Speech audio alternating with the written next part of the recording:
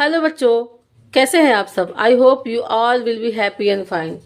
तो बच्चों, क्लास 10 का पेपर बहुत नज़दीक है, यानी कि इंग्लिश के पेपर आपके बहुत नज़दीक हैं। और डर लग रहा है ना कि इतने कम समय में इतने सारे चैप्टर को कैसे याद करें।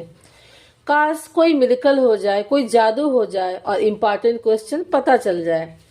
सो स्टूडेंट, डोंट वरी, आज मैं सारे इंग्लिश के सिलेबस का टॉप 25 क्वेश्चन, जो कई सालों के क्वेश्चन सेट को मैंने निकाल कर काफी एनालिसिस करके आज एक पेपर सेट मैंने तैयार किया है, जो मैं आपके लिए लाई हूँ। आई होप ये आपके पेपर के लिए बहुत हेल्पफुल होगा, यानी कि इंग्लिश के पेपर के लिए आपके लिए बहुत हेल्पफुल होगा। तो लेट्स बिगिन द वीडियो।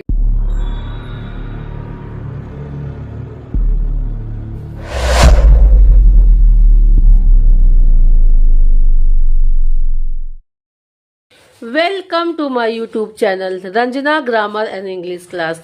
तो बच्चों, आज मैं आपके लिए लाई हूँ इंग्लिश के टॉप 25 मोस्ट इम्पॉर्टेंट क्वेश्चन, जो कई सालों के पेपर सेट को मैंने एनालिसिस करके बनाया है।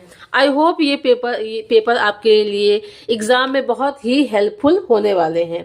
तो पहला क्वेश्चन है, what twin obligation does Mandela mention. तो कौन से दो ऑब्लिगेशन जो है इस चैप्टर में मंडेला ने मेंशन किया था। तो इसका ट्विन ऑब्लिगेशन क्या था? Obligation to his family, parents and wife and children. और सेकेंड ऑब्लिगेशन था towards his country, his people and his community. Second question है, what made the women in the control centre look at narrator strangely. तो control centre में जो औरत थी, उसने narrator को बहुत स्ट्रेंजली क्यों देखा? क्योंकि जब उस वुमेन ने, when the narrator asked the women the control centre about other black aeroplane, जब उसने पूछा कंट्रोल सेंटर में कि दूसरे ब्लैक एरोप्लेन के बारे में नरेटर ने पूछा, तो वो बहुत शॉक हुई और बहुत स्ट्रेंजली, क्योंकि उसने कहा कि उसने कोई भी उस स्टॉर्मी नाइट में उसने कोई भी दूसरा प्लेन स्काई में उसने उड़ते हुए नहीं देखा। थर्ड क्वेश्चन है, what compelled the young seagull to finally fly. यानी कि उसको आखिर में उड़ने के लिए किस उस यंग सीगुल को कैसे कंपेल हुआ? तो क्योंकि हिज हंगर फॉर फूड, यानी कि उसकी जो है भूख, खाने की जो भूख थी, इसके कारण वो फाइनली जो है कंपेल हो गया उड़ने के लिए। Who does Lencho have faith in and which sentence in the story tell you this? यानी कि लेंचो का किस पर विश्वास था और किस सेंटेंस से ये पता चलता है? तो लेंचो का एक ही विश्वास था, वो था ट्रस्ट इन गॉड। और दूसरा किस सेंटेंस से पता चलता है? जब लेंचो का सारा कॉर्न फील्ड जो है डिस्ट्रॉय हो गया, तब उसने कहा कि इसके सिंगल होप है, वो भी क्या है? भगवान का विश्वास। क्योंकि उन भगवान की आंखों से कुछ भी छिपा नहीं होता है। अगर उसकी कोई मदद कर सकता है तो केवल ईश्वर ही कर सकते हैं। फिफ्थ क्वेश्चन है, where did the ceremony take place. तो सेरेमनी कहाँ हुई थी? तो सेरेमनी क्या हुई थी? Ceremony took place in the lovely sandstone amphitheatre from the union building and Pretoria, South Africa में हुआ था। Name any public building in India that are made of sandstone.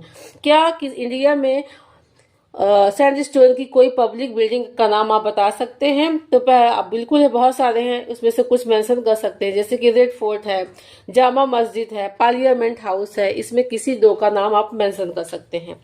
Six question है, who does Lencho have faith in. ये question जो है विच sentence indicate, ये दोबारा question repeat हो गया है। सेवन क्वेश्चन देखिए, why does Amanda want to be orphan. यानी कि अमेंडा जो है वो क्यों ऑर्फन होना चाहती थी, क्यों अनाथ होना चाहती थी?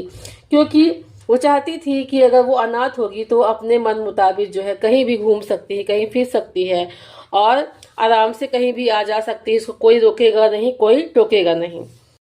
अब एथ क्वेश्चन देखिए, where are the tree at present. यानी कि प्रेजेंट टाइम में, वर्तमान टाइम में पेड़ कहाँ है? तो at the present time the tree are in the house of poet. Where do their root and leaves do? तो their root work all night to, यानी कि उसके रूट जो है पूरी रात काम करते हैं। themselves from the crack in the veranda floor to leave if make effort to move towards the glass। यानी कि रूट जो है सारी रात जो है अपना काम करते हैं और जो पत्तियां हैं पूरा एफर्ट करती हैं किसकी तरफ बढ़ने के लिए, ग्लास की तरफ बढ़ने के लिए। अब देखिए 9th क्वेश्चन है, the sight of the food maded him, what does this suggest. यानी कि फूड के दृश्य से वो जो है बिल्कुल मैडेड मतलब बौखला जा रहा है। ये क्या सजेस्ट करता है, यानी कि ये सजेस्ट कर रहा है कि सीगुल ने 24 आवर्स से कुछ भी उसने खाया पिया नहीं था और जैसे ही अपनी माँ को वो चोंच में फिश को दबाते हुए उड़ते हुए अपने पास से देखती है तो बिल्कुल वो पागलों की तरह उस भोजन को देख के पागलों की तरह बिहेव करने लगती है। और क्वेश्चन वही देखिए ऊपर वाला था, what compelled the young seagull to finally fly. तो the sight of food compelled the seagull young seagull to finally fly, यानी कि भोजन के दृश्य को देखे या भोजन को देखकर वो इतनी भूखी थी उसको देखकर वो उड़ने के लिए विवश हो गई। How did Mandela's hunger for freedom change his life.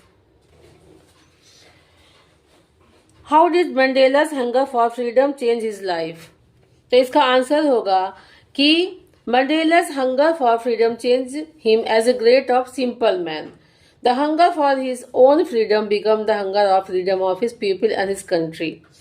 तो उनके जो है उनके हंगर ऑफ फ्रीडम ने उसकी लाइफ को कैसे कैसे चेंज कर दिया। यानी कि वो एक बहुत ही सिंपल आदमी थे, बहुत ही साधारण से व्यक्ति थे और उनके इस हंगर यानी कि खुद की जो फ्रीडम पाने की जो हंगर थी जिसके कारण जो है वो खुद भी वो लोग वहाँ की जनता को अपनी कंट्री के लोगों को उनको आजाद कराने के लिए उनके अंदर वो हंगर पैदा हो गई। 11th क्वेश्चन है, Anne says teacher are the most unpredictable, is Mister Keesing unpredictable. तो एनी ने ऐसा क्यों कहा कि जो टीचर होता है वो अनप्रेडिक्टेबल होता है यानी कि अप्रत्याशित होता है। इज मिस्टर किसिंग, क्या मिस्टर किसिंग वास्तव में एक अप्रत्याशित थे। यस, मिस्टर किसिंग वास्तव में वो क्या थे, एक अनप्रेडिक्टेबल थे बिकॉज वो बहुत ही मैनी से बहुत ही इंडिफरेंट तरीके से बिहेव करते थे क्योंकि वो मैनी कहती थी बहुत चैटर बॉक्स थी, बहुत ज़्यादा बातूनी थी। तो अक्सर पनिशमेंट देने के लिए अक्सर उसको कोई ना कोई असाइनमेंट कोई ना कोई जो है ऐसे देखने के लिए दे दिया करते थे। तो 12th क्वेश्चन है, what are the legend of discovery of tea. यानी तो डिस्कवरी ऑफ टी की 2 लीजेंड है। पहला लीजेंड एक चाइनीज एम्परर का है जो पानी को बॉईल करके पीता था।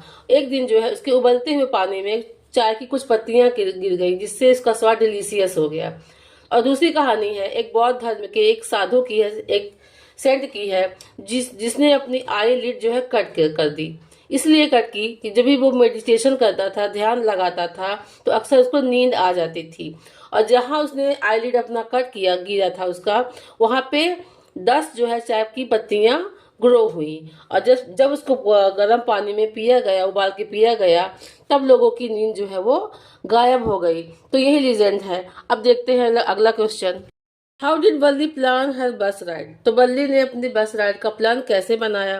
तो सबसे पहले वो अपने दरवाजे पे खड़ी होकर बस को आते हुए जाते हुए देखती थी कि कब ये बस कहाँ आती है कहाँ जाती है। और उसने टाइमिंग भी देखा बस कितने बजे आती है कितने बजे जाती है। And what did she find out about the bus. उसने बस के बारे में क्या फाइंड आउट किया, क्या पता लगाया। तो यही पता लगाया कि बस की टाइमिंग क्या है। And how did he save up the fair. और उसने मेले में कैसे सेव किया, यानी कि उसके जितने भी फ्रेंड्स थे उन्होंने मिठाइयाँ खरीदी, झूलों में झूले पर उसने क्या किया, ये सब इसने कुछ भी नहीं किया। ना तो उसने मिठाइयाँ खरीदी ना ही वो झूलों में झूली और ऐसा करके उसने पैसे को सेव कर लिया। अगला क्वेश्चन है, why did the Gautam Buddha notice the suffering for the first time at the age of 25। यानी गौतम बुद्ध ने 25 ईयर्स के में उसने लोगों के कष्ट को कैसे देखा। तो जब वो अपने बस में बैठ के अपने साथी के साथ जो है पैलेस के बाहर भ्रमण करने के लिए निकलते हैं तो उन्होंने देखा कि बहुत सारे जो है सफर्ड पीपल हैं। जैसे कि उन्होंने एक बुढ़े को देखा, उसके बाद जो है उसने एक बीमार व्यक्ति को देखा, फिर उन्होंने देखा कि एक शव यात्रा को देखा। तब से इनका जो है माइंड जो है इस संसार से विरक्त होने लगा। अगला क्वेश्चन है, How did the crow and hemlock represent? What did the dust-ups know that the crow's sake of a hemlock tree stand for? What the crow जो है और hemlock tree है, क्या इस पोयम में क्या रिप्रेजेंट करता है? तो क्रो और हेमलॉक जो है दोनों इस पोयम में सारों रिप्रेजेंट करते हैं। What does the dust-ups know the crow's sake of the hemlock tree stand for? तो the dust-ups know that the crow's sake of hemlock tree stand for joy and happiness। जैसे ही वो उस dust-ups no को सेक करता है, उस tree को सेक करता है, हेमलॉक के ट्री को, तो क्या हो जाता है? इसका मतलब है कि for joy and happiness। What is the central idea of poem Fire and Ice? तो इसमें जो है Fire and Ice जो पोयम आपने पढ़ा है उसका सेंट्रल आइडिया लिखना है। और देखिए अगला question, What does the poet say the boy is learning from the loss of the ball? तो इसमें पोएट ये कह रहा है कि जो पोएट का जो बॉल लॉस हो गया है उससे वो बॉय क्या लर्न करेगा, क्या सीखेगा। एक्सप्लेन इन योर वर्ड, इसको अपने शब्दों में एक्सप्लेन करो, उसका वर्णन करो। द पोएट वांट टू से, इसी पोएट ये कहना चाहता है the boy learning to face the grief of loss of the boy, यानी कि लॉस ऑफ बॉय से उसको वो सीखेगा फेस ऑफ ग्रीफ को, दुख को जो फेस करना सीखेगा। ही लर्न्स, और वो भी सीखेगा that so many many things in the world, संसार में बहुत ऐसी सारी चीजें हैं जो खो जाने पर भी वो हमें वापस नहीं मिलते हैं और उसे हमें लॉस करना, उस दुख को हमें बर्दाश्त करना सीखना होगा। What does the thief say about the different reaction of people when they are robbed? तो इसमें थीफ कहता क्या बताता है, उसने व्हाट डज द, वो क्यों कहता है, कैसे कहता है, क्या कहता है कि जो है लोगों की जो चीजें होती जब रॉब हो जाती हैं तो अलग अलग लोगों का अलग अलग क्या रिएक्शन होता है, क्या प्रतिक्रियाएं होती हैं। तो इसमें थीफ कहता है कि that different people show different reaction when they are robbed. The rich man will show anger, जो रिच मैन होते हैं वो गुस्सा दिखाते हैं। The greedy man show fear, और जो लालची होते हैं वो डर दिखाते हैं। And the poor man will show acceptance but the careless, लेकिन जो है गरीब होते हैं वो क्या दिखाते हैं, सहानुभूति, वो चाहते हैं कोई हमारे प्रति सहानुभूति दिखाए। अब देखिए next question, how does Ausable manage to make Max believe that there is balcony attached to his room? तो इसमें जो है ऑजबल ने मैक्स को कैसे विश्वास दिलाया कि जो है उसके रूम से जो है बालकनी अटैच है। तो इसमें जो है उसने कैसे बिलीव कराया ऑजबल ने, उसने ये कहा कि उसने एक फेक स्टोरी बताई कि this is just second time, ये दूसरी बार है जब कोई जो है somebody has entered in his room secretly through the balcony, कि दूसरी बार है कोई उसके कमरे में बालकनी के थ्रू अंदर आया है। ये कह के उसने जो है मैक्स को बिलीव कराया कि जो है उसकी बालकनी से उसका रूम अटैच है। How do they replace the necklace? तो उसने जो इस नेकलेस के बदले में कैसे रिप्लेस दिया, तो उन्होंने नेकलेस कैसे रिप्लेस किया। They search in the market for the similar necklace, पहली बात नेकलेस खो जाने पर वो जो है मार्केट में उसी तरह का जो है नेकलेस ढूंढते हैं और एक शॉप में उनको मिल भी जाती है, लेकिन the cost of that diamond necklace 36,000, तो उसका कॉस्ट जो 36,000 का था। उस पैसों को उन्होंने, उनके पास इतने पैसे नहीं थे तो उन्होंने के पैसे को बारो किया, उधार लिया, और उसके बाद जो है उसको लेने के बाद जो है मिसेस फॉस्टर को उसको उस नेकलेस को दे देते हैं। In the end of the lesson Mrs Pumphrey says this is the triumph of the surgery why. इस चैप्टर के अंत में मिसेस फैम्परी ने ये क्यों कहा कि जो है सर्जरी की विजय हुई। उन्होंने इसलिए कहा कि क्योंकि मिसेस फैम्परी का कुत्ता जो था कई हफ्तों से बहुत ज्यादा बीमार था, तो और उसी ने डॉक्टर ने उसको ऐसे कम्प्लीटली रिकवर किया इन 2 वीक्स, 2 हफ्तों में, and transfer into the hard muscle animal, और उस कुत्ते को बिल्कुल जो है हार्ड मसल्स एनिमल्स में ट्रांसफर कर दिया, बदल दिया। इसीलिए मिसेस फैम्परी ने कहा कि ये जो है सर्जरी की विजय है।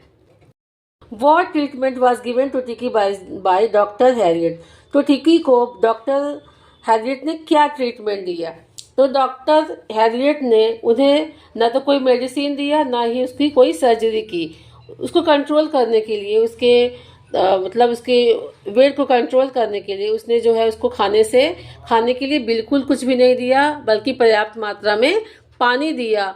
और इस तरीके से जो है उसने जो है टिक्की को कुछ एक्सरसाइज वगैरह कराया, और कुछ अदर कुत्तों के साथ जो है, अदर डॉग्स के साथ वो मतलब एक्सरसाइज करके, खेल के, कूद के वो क्या हो गया, टिक्की बिल्कुल परफेक्ट हो गया, बिल्कुल ठीक हो गया। How did the invisible man first become invisible? तो वो इनविजिबल पर्सन जो है पहली बार वो विजिबल कब हुआ? तो पहली बार वो विजिबल कब हुआ? जब वो एक स्टोर में जाता है और वहां पे उसने जो है, जब वो सारे कपड़े पहनता है तो तब जाके वो बिल्कुल विजिबल हो गया। What change come in the lifestyle of Matilda after he has lost the necklace? यानी नेकलेस के लॉस होने के बाद, खो जाने के बाद, तो मैथिल्डा के लाइफ स्टाइल में कौन से बदलाव आए? तो लॉस ऑफ नेकलेस में मैथिल्डा के जो है लाइफ में टर्निंग पॉइंट था, क्योंकि इसके बाद जो है उसका जीवन बिल्कुल बदल गया। अब जो है he had repaid the money and he borrowed the buy a new necklace. उसने जो है कुछ पैसे उधार लिए, नया नेकलेस खरीदा, जिसके कारण जो है उसके और उसके हस्बैंड को और उसको जो है लाइफ में जो है बहुत सारे स्ट्रगल करने पड़े। और पैसे बचाने के लिए उसने खुद ही अपने घर का काम करना शुरू कर दिया और अपनी मेड को हटा दिया, और उसके हस्बैंड ने एक्स्ट्रा जो है जॉब करना शुरू कर दिया। Noodle avoid offending think tank, but at the same time he correct his mistake. How does he manage to do that? तो ये लास्ट चैप्टर का है, the book that save the earth. इसमें जो है जब भी नूडल्स कहता था something contrary to think tank, तो वो अक्सर जो है उसको सही करने के लिए he would represent his thought by referring to them as being no particular importance. और इस तरह जो है उसकी बात को वो कह देता था कि ताकि उसको बुरा भी ना लगे और उसकी बात भी मन जाए। It is my best wishes for you कि आपके पेपर अच्छे जाएं। तो आई होप ये वीडियो आपको बहुत पसंद आया होगा। तो अगर ये मेरा वीडियो पसंद आया होगा तो प्लीज़ हमारे इस वीडियो को लाइक, शेयर और हमारे चैनल को सब्सक्राइब करना बिल्कुल भी ना भूलें, ताकि ऐसे ही हमें मोटिवेशन मिलता रहे और हम आपके लिए ऐसे ही वीडियोज़ लाते रहें। अब मिलेंगे अगले पार्ट में। Till then, bye bye. Learn more English, follow Ranjana grammar and English.